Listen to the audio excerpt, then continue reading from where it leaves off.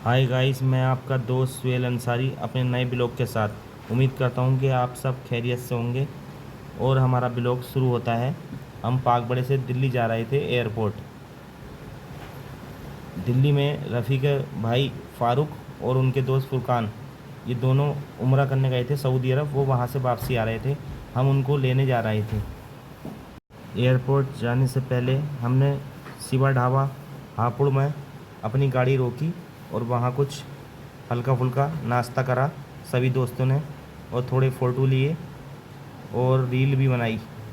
उसके बाद हम हंसी खुशी अपनी गाड़ी की तरफ चल दिए और वहाँ से हम सीधे एयरपोर्ट पहुँच गए। फिर हमने गाड़ी पार्किंग पर लगा दी और उसके बाद एयरपोर्ट के अंदर जाने की तैयारी कर ली। उसके लिए हमने लिफ्ट का इस्तेमाल करा और हम लिफ्ट में बैठ गए और एयरपोर्ट के अंदर जाने लगे। सभी दोस्त खुश थे और हमें अच्छा लग रहा था। और उसके बाद हमने फ़ोटोग्राफी शुरू कर दी और रीलें भी बनाई जाने लगी एक दूसरे की। बहुत अच्छा लग रहा था। और ऐसे ही चलते चलते हम एयरपोर्ट के अंदर दाखिल होने वाले थे और लो फिर इसी के साथ हम एयरपोर्ट में आ गए और एंट्री हमने कर दी। और एयरपोर्ट के अंदर घुसते के साथ ही मेरे दिमाग में पुरानी यादें ताज़ा हो गईं। सन 2000 में हम यहाँ पर आए थे। हमारे अब्बा जी और अम्मी जी हज करने आए थे, तो हम उन्हें लेने आए थे सन 2000 में। आज 25 साल हो गए, तो बहुत ही अच्छा लग रहा था। वो ऐसा लग रहा था कि जैसे अभी की बात है। और फिर हम वहाँ पर घूमने लगे और सभी साथी फिर एक बार फ़ोटोग्राफी वगैरह करने लगे। दो गाड़ी लेकर आए थे हम, एक फ़ारूक भाई के लिए और एक फुरकान भाई के लिए।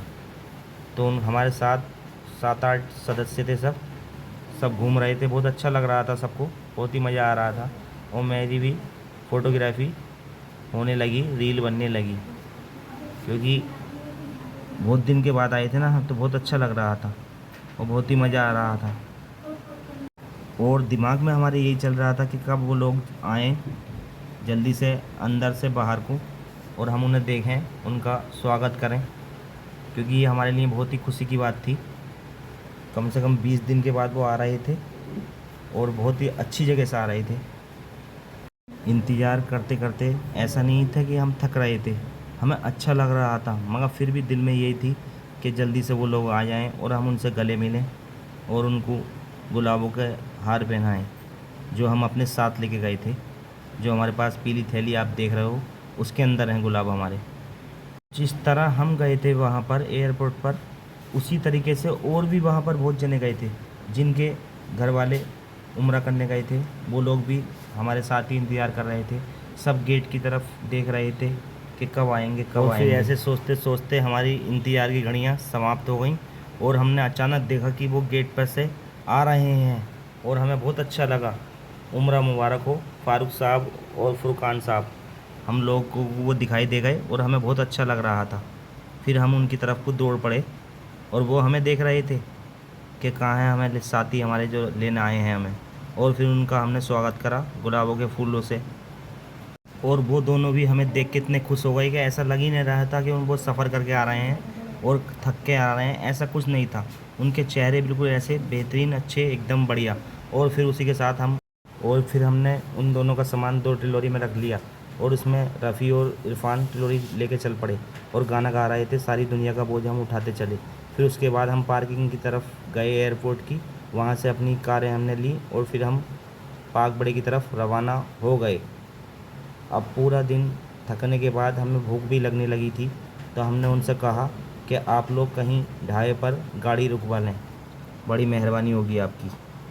गाड़ी तो हमने रोकी शिवा ढाबे पर, मगर वहाँ पर हमने रोकते ली, वहाँ पे फ़ोटो वगैरह भी लिए, मगर खाना वहाँ नहीं खाया। उसकी बराबर में हमें एक होटल था बिस्मिल्ला होटल, वहाँ पर हमने खाना खाया, क्योंकि हमें बिरयानी खानी थी, चिकन बिरयानी, जो शिवा ढाबे पे नहीं मिलती। हमने वहीं खाई बिस्मिल्ला होटल पर। और उसके बाद खाने के बाद हम घर की तरफ रवाना हो गए। और इसी के साथ हमारा ये ब्लॉग समाप्त होता है।